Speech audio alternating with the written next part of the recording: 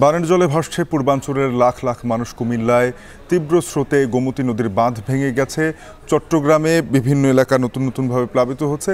নোয়াখালীতেও ২০ লাখ মানুষ রয়েছেন পানিবন্দী অবস্থায়। এই বিষয়ে আমরা বিস্তারিত জানতে সহকর্মীদের সাথে যুক্ত হব। প্রথমেই যেতে চাই কুমিল্লায়।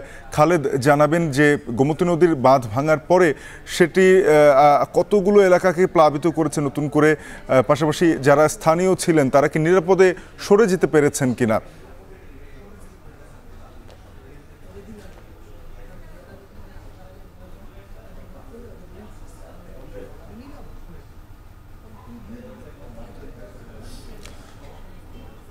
কুমিল্লায় সম্ভবত আমরা নেটওয়ার্কের কারণে যুক্ত হতে পারছি না। সহকর্মী খালেদ সাইফুল আমাদের সাথে আছেন, তার সাথে আমরা কথা বলবো। আমরা চট্টগ্রামে যেতে চাই। জিয়াদ, জানাবেন, আপনার পেছনে দেখছে অনেকেই কাজ করছেন এই বন্যার পানির ভেতরে। আসলে কি অবস্থা বিরাজ করছে চট্টগ্রামে এই মুহূর্তে, জানাবেন।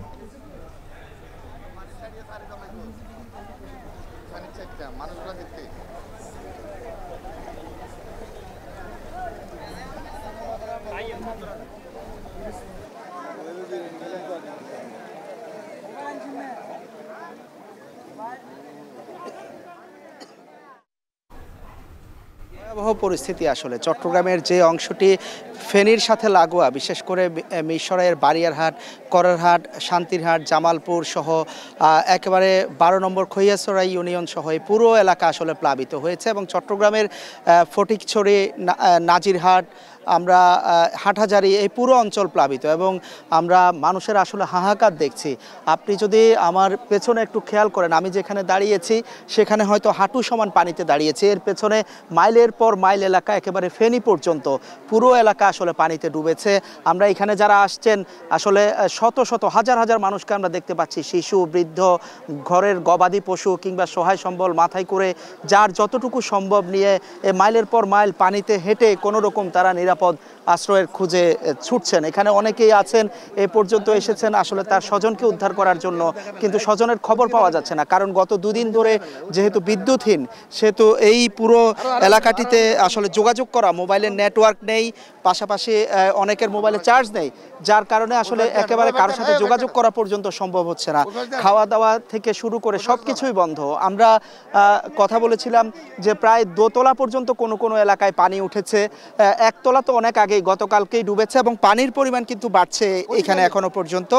এখানে পানি নামার একমাত্র পথ যেটি ফেনীর যে মুহুরী প্রজেক্ট আছে, সেই মুহুরী প্রজেক্টের স্লুইস গেট হয়ে পানি নামে, সেটি জোয়ারের সময় বন্ধ থাকলে পানির পরিমাণ আরও বাড়ে। তো জোয়ারের কারণে, যেহেতু জোয়ার চলছে, সে কারণে এখানে পানির পরিমাণ কিন্তু উজানের পানির পরিমাণ আরও বাড়ছে। তবে স্বস্তির খবর, এখন রোদ উঠেছে, বৃষ্টি খুব একটা নেই। কিন্তু এখানে যেটি হয়েছে যে হাজার হাজার মানুষ, জেলা প্রশাসনের যে হিসাব, প্রায় ২ লাখ মানুষ চট্টগ্রামে পানিবন্দী হয়ে পড়েছে। ত্রাণ সহায়তার খুবই প্রয়োজন। আমি মানুষের সাথে কথা বলেছি, একেবারে অপর্যাপ্ত ত্রাণ সহায়তা।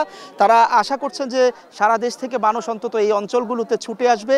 এই মুহূর্তে আসলে উদ্ধার কাজ চালানো খুবই প্রয়োজন। এখানে নৌকার অভাব দেখা দিয়েছে। মানুষ আমরা দেখছি যে ভেলায় করে প্লাস্টিকের ড্রামগুলো বেঁধে যারা বয়োবৃদ্ধ আছেন, নারী আছেন, তাদেরকে নিয়ে আসার চেষ্টা করছেন। আশ্রয় কেন্দ্রগুলোতে মানুষ অবস্থান নিয়েছে এবং এখানে মূলত এই মুহূর্তে তাদের জন্য ত্রাণ সহায়তা, অর্থাৎ শুকনো খাবার, সেটির বেশি প্রয়োজন এবং উদ্ধার কাজের জন্য উদ্ধার কর্মীর প্রয়োজন। বিশেষ করে দেশের বিভিন্ন অঞ্চল থেকে আসলে এই অঞ্চলগুলোতে যদি নৌকা নিয়ে আসা হয়, তাহলে হয়তো খুব দ্রুত তাদেরকে উদ্ধার করে নিয়ে আসা সম্ভব হবে। আপনি দেখছেন যে হাজার হাজার মানুষ আসলে এই অবস্থায় পানিবন্দী হয়ে পড়েছে এবং আমরা যতটুকু খবর পেয়েছি যে হালদা, ফেনী, মুহুরী নদীর পানি বিপদসীমার উপর দিয়ে প্রবাহিত হওয়ার কারণে চট্টগ্রামের হাটহাজারী সহ ফটিকছড়ির বিভিন্ন এলাকা নতুন নতুন করে প্লাবিত হচ্ছে এবং হাঁটু থেকে কোমর সমান পানিতে, বলা যায় পুরো চট্টগ্রাম বিভাগটি আসলে বিপর্যস্ত অবস্থায় আছে।